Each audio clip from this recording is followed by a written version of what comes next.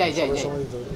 ভাই এই যে নতুন সিনেমায় যুক্ত হওয়া শেকড় এটা নিয়ে একটু বলেন।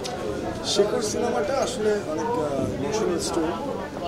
এটা শব্দই কিংবা নামটাই বলে দিচ্ছে যে অনেক বেশি ভেতরের অনুভূতির গল্প। সারা পৃথিবীতে যত বাংলা ভাষাভাষী আছে বাংলাদেশ সহ তাদের সবার গল্প, মা ছেলের গল্প, বাবা মেয়ের গল্প, বন্ধুর গল্প, ভাইয়ের গল্প, বোনের গল্প, সবার গল্প।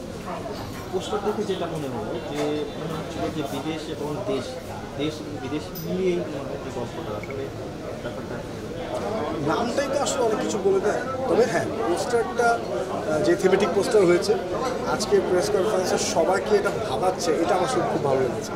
যে আমি অনেক জায়গায় যাই, আমাদেরকে মানে কোনো কিছু ভাবতে হয় না, অত বলা হয়ে যায়, বাট এখানে ভাবাচ্ছে, এটা কিন্তু সুন্দর বিষয়। ক্যারেক্টার কেমন থাকে মানে দর্শক কী ছিল আমাকে এখানে আসলে দর্শক নিজেকে খুঁজে পায়, অনেক মানুষ তাকে খুঁজে পায়। আমি একদম গ্যারান্টি দিয়ে বলতে পারি অনেক মানুষ তাকে খুঁজে পায়। অনেক মানুষকে যদি আমি ঠিকঠাক অভিনয়টা করতে পারি মানুষকে কাঁদাবে। আপনার নতুন একটা ওয়েব সিরিজের খবর জানলাম একটু আগে, এটা নিয়ে আপনি একটু বলেন। এটা আমার 1 বছরের সাধনা হয়। আমি এই কালপুরুষ ওয়েবসাইটের জন্য 30 কেজি গেইন করেছিলাম। একটা মনস্তাত্ত্বিক জার্নির ভিতরে ছিলাম। বাহ্যিক হয়তো মোটা হওয়াই যায়, কিন্তু যে মানসিক জিনিস ছিলাম একটা অলমোস্ট ডিপ্রেশনে চলে গেছিলাম। কারণ আমি এত ওয়েটের না, আই ওয়াজ 74, এই ছিল 74-80 ভিতরে। সেখান থেকে আমি 110 কেজি প্লাস। সো আমি কোথাও যেতে পারতাম না, কোনো জামা কাপড় পরতে পারতাম না। আমার আজকে আমি প্রায় 1 বছর পরে ট্রেনিং করলাম। আমি শুধু পাঞ্জাবি পাজামা পরে সম্ভব ছিল না। কোথাও গেলে মানুষ প্রশ্ন করতো যে এত মোটা হচ্ছে, অনেক অনেক ট্রমাটাইজেশন। সো সেটা একটা সাধনা। আসলে কালপুরুষ আমি যে ওয়েবসাইটটা করেছি এটা সাধনা, বাট এই সাধনা করার জন্য আমাকে যারা সহযোগিতা করেছে তার নামগুলো হচ্ছে ফিল্ম সিন্ডিকেট, শাওকি, মনিম, সালজার ভাই, চৌকি, আমার সকল কো আর্টিস্টরা, এবং সেই সাথে আমার পার্সোনাল ট্রেনার রমন ঘোষ, এবং আমার আব্দুল আলমের অশেষ ফর্ম জানাই সুস্থ আছে।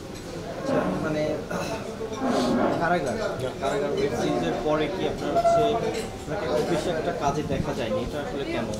ওয়েব সিরিজ সেকশন কিন্তু খুব ডিফিকাল্ট সেকশন, জায়গাটা খুব ডিফিকাল্ট। কারণ খুব বেশি আসলে দেখতে না পারাটাই ভালো, না তাহলে কি পুরনো হয়ে যায়। এটা কি এই কালপুরুষের জন্য নাকি আরও? না না, মানে আমার দেখেন, আমি খুব ভালো অভিনেতা তা আমি বলবো, আমি চেষ্টা করেছি, শিখে যাচ্ছি। সো আমার জন্য যে কোনো একটা চরিত্র পেলে আমার সময় লাগে। সো এক একটি চরিত্র করেছি আমি অলমোস্ট প্রায় 7-8 মাস সময় লেগে গেছে আমার প্রিপারেশন। সেই কারণেই আমি অনেক অল্প কাজ করেছি, গত 3-4 বছর মাত্র 4টা কাজ করেছি। এই যে সময় নিয়ে কাজ করা এবং পরবর্তীতে সেটা দর্শকের কাছে প্রশংসা পাওয়া, মানে এটা কি সময় নিয়ে কাজ করা এবং কাজ করার কারণেই প্রশংসা? দেখেন, পৃথিবীতে এই মুহূর্তে এত মাধ্যম, মোবাইল, সোশ্যাল মিডিয়া, সব কিছু মিলে আপনাকে তো মনোযোগ দিতে দেয় না, মনোযোগ চুরি করে নিয়ে যায়। কিন্তু একটি কাজ, একটি শুটিং শেষ হওয়ার পর, এই যে আজকে যে আমরা ইন্টারভিউটা দিচ্ছি, আর কোনোদিন ইন্টারভিউ দিতে পারবো না এরকম, এই সেম ইন্টারভিউটা পারবো।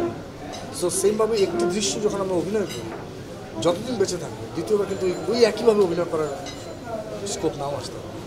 সো ওইটাকে ওই সময় পারফেক্টলি করার জন্য যে সাধনা, সেটার জন্য সময় লাগে।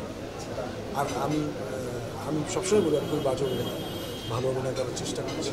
তো সেই জায়গা থেকে আমার মতো মানুষের প্রয়াস, ইচ্ছা, চেষ্টা, ডেডিকেশন, পরিশ্রম, সাধনা সব কিছুর জন্য সময় লাগে। কিন্তু দর্শক তো আপনাকে মানে খুব দ্রুত দেখতে চায়, মানে হ্যাঁ, দেখতে পাবে, সেই সময়টাও আছে, সেই সময়টাও আছে, আসছে, আসবে।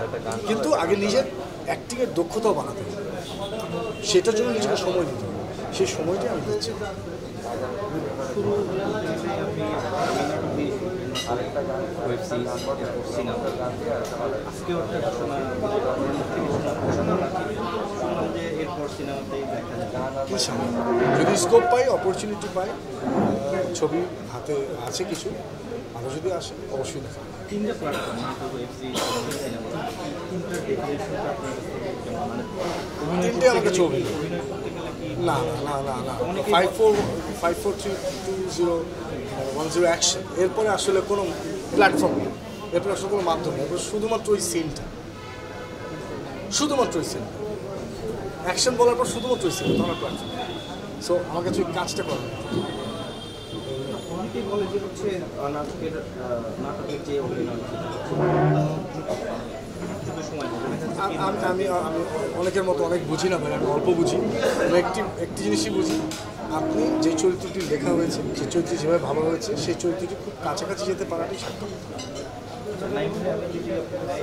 দর্শকের কথা, দর্শকরা আপনাকে নাটকের নায়ক হিসেবে মানে চেনে, সেই জায়গা থেকে আপনার একটা বড় একটা দর্শক তৈরি হয়েছে।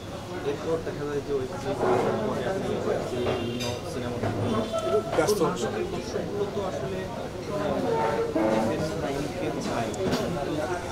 আমি কিন্তু এর সাথে দ্বিমত পোষণ করবো, কারণ হচ্ছে এখন শুধু নাটকের দর্শক না, কিন্তু দর্শক, আমরা কি এটি কোনো বিভাজনে না, আমরা দর্শকটাই থাকি। হ্যাঁ, কারণ যে মানুষ এখন টেলিভিশন দেখছে, সেই মানুষ এখন মোবাইলও দেখছে, কাজ দেখছে। সো দর্শক দেখতে চায় ভালো জিনিস, আমরা এখন ভালো জিনিস তৈরি করতে পারছি কিনা, ভালো জিনিসের সংশ্লিষ্ট থাকতে পারছি কিনা, সেটা হচ্ছে এই যে অনেকে বলে যে অনেকে বলতে অনেক জায়গা থেকে আমরা শুনি যে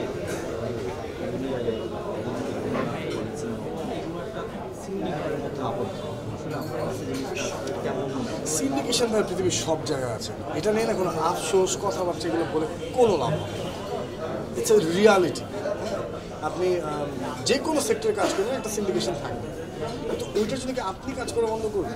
আপনি আগে আপনাকে যাচাই করতে করতে ঠিকমতো নিজেকে ঝালাই করতে করতে ভালো জায়গায় যান, আপনার সিন্ডিকেট করা লাগবে না, সিন্ডিকেশন আপনার দ্বারাই আবার তৈরি হয়ে যাবে। সেইটা একটা ন্যাচারাল প্রসেসের মতো। সেইগুলো নিয়ে আসলে আমি খুব একটা বদার না, কিংবা যারা কাজ করে তারা এগুলো বদার, তারা আসলে কাজ করে যায়।